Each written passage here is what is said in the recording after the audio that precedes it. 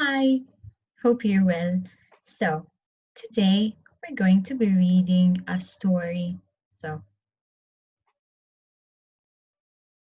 the name of the story is The Shoemaker and the Elves.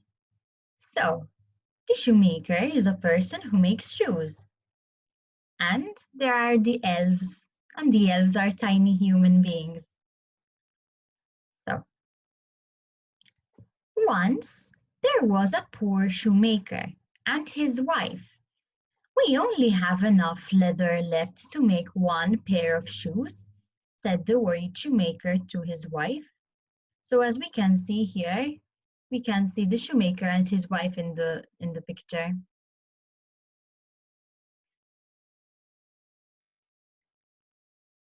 That night, the shoemaker left the leather on his workbench and went to bed. He decided he would make his last pair of shoes in the morning. So as you can see, he's going to bed.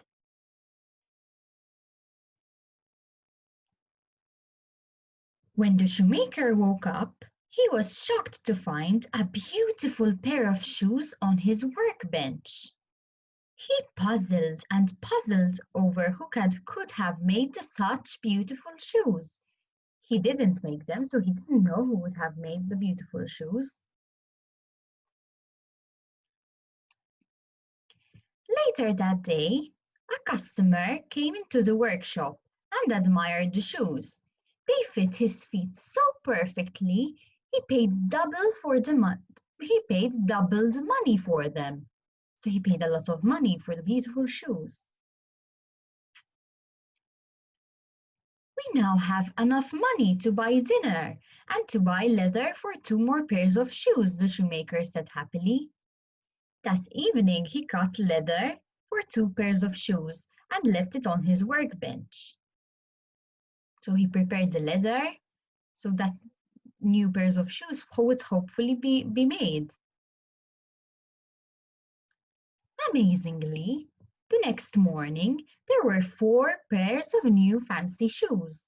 The shoemaker and his wife sold all 4 and made more money. "I must discover who is making these shoes," said the shoemaker to his wife. So they decided to stay awake and watch the workbench all night. They wanted to see who was making these lovely shoes. That evening, 2 tiny elves in tattered clothes tiptoed into the workshop. They began to sew the leather into beautiful shoes. So the elves were actually making the shoes. As you can see, the shoemaker and his wife are looking at them make the shoes. "Those poor elves must be freezing in their ragged clothes," said the wife to the shoemaker. So they decided to sew new clothes and shoes for the poor little elves. That evening they left the gifts on the workbench for the elves to find. When the elves returned, they discovered the beautiful clothes and their shoes. They were so happy with their new clothes that they danced out of the workshop and were never seen again.